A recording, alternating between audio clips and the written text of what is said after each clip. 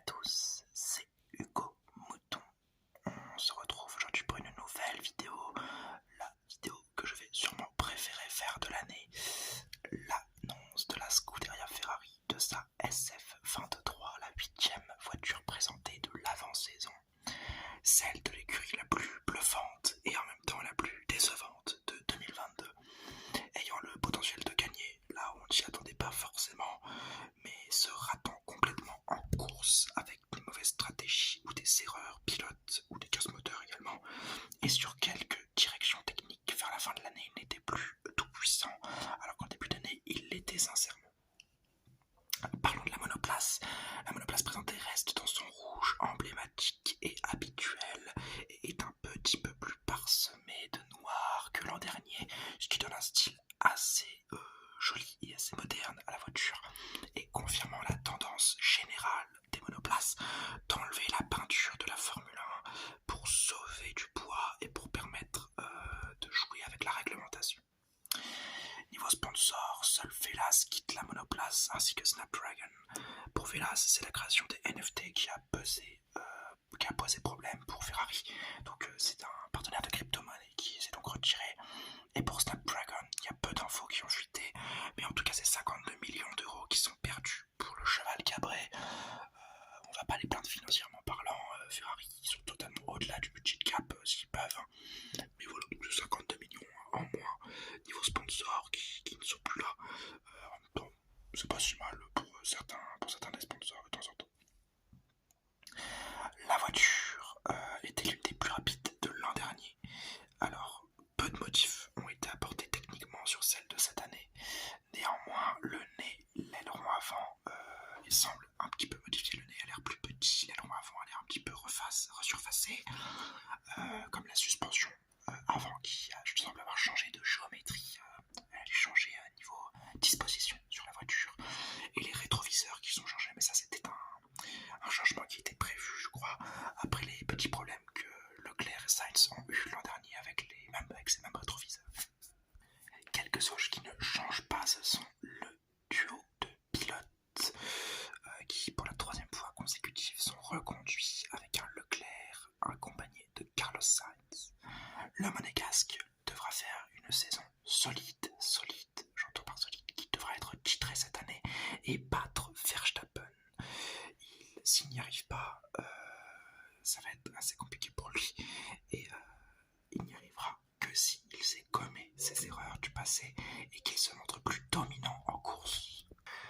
En effet, l'an dernier, ça ne vous a pas échappé, Leclerc était bon avec la monoplace, mais pas cassant comme pouvait l'être Verstappen, où vraiment sur des week-ends, Verstappen il allait te prendre 1 à 2 minutes en avance.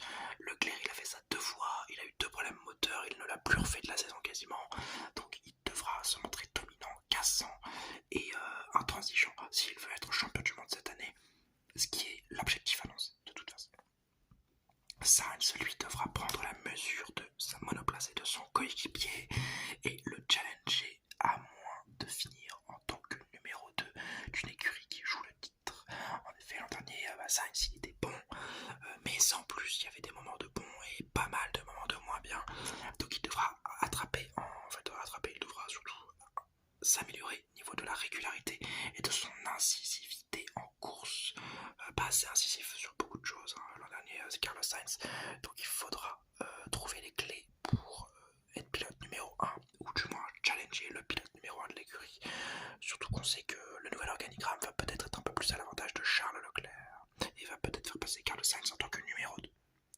Le nouvel organigramme, parlons-en, il est bousculé chez l'écurie italienne avec le départ et le renvoi même de Mattia Binotto et l'arrivée de Frédéric Vasseur, le français. Alors, il a revu tout l'organigramme des rouges, hein, l'ancien titre principal de Alfa Romeo, et il devra faire ses preuves dès sa première année. Par là, on entend récupérer un titre et rebondir sur le très bon travail de fond de Mattia Binotto. En effet, il a été nommé en début de saison, en début de fin de saison. Il n'a donc eu que 3-4 mois pour, même pas 3 mois pour tout changer. En 3 mois, tu ne changes pas tout un organigramme. En 3 mois, tu gardes l'organigramme, tu vires les éléments perturbateurs, mais tu gardes les anciens, et des fois même tu gardes des éléments parce que tu ne peux pas faire mieux. On fait un petit coucou à la stratégie Ferrari. Et donc, il devra s'appuyer sur le travail de Binotto, qui, je vais en parler maintenant parce que j'ai pas eu la chance d'en parler l'an dernier. L'écurie, elle doit être sacrée championne du monde. Et le plan de Binotto devait au minimum se baser sur 3 années. 3-4 années même. La 4e année, c'est cette année. Et cette année, on ne donne pas sa chance à Binotto. C'est-à-dire que Binotto est dans l'écurie depuis 2018. Donc depuis maintenant 3, 4, 5, 2019, pardon, donc ça fait 4 ans. Ça faisait 4 ans. La dernière étape de son plan, c'était cette année. Et cette année devait être la meilleure année pour Binotto. Malheureusement pour lui, l'an dernier, la voiture était tout à fait capable de remporter le titre. Et il y a eu des erreurs en cours de saison. C'est ça qui n'a pas fait remporter le titre. Cette année, les erreurs ont dû être corrigées et elles auraient pu être corrigées par Binotto. Binotto qui aurait donc eu sa dernière année de contrat pour montrer que tout son plan sur 5 années était le plus réussi. Malheureusement, Ferrari ne lui a pas donné le temps et a préféré le remplacer par Fred Vasseur. Moi ça me dérange pas, j'aime beaucoup Fred Vasseur. Mais j'aimais beaucoup Binotto également. Parce que Binotto n'est pas le seul fautif dans toutes les erreurs Ferrari. Il est même d'ailleurs un grand artisan de la réussite de Ferrari de l'an dernier. C'est pour ça que je pense que l'éviction de Binotto était peut-être un petit peu sévère. Et qu'il y aurait pu avoir d'autres postes qui auraient dû sauter. Mais qu'on aurait peut-être pu garder Binotto une année supplémentaire. Et si on le vire, ne pas le virer, mais le garder dans l'organigramme technique. Parce que Binotto est un excellent technicien sur la monoplace. Voilà, c'est mon avis sur Binotto.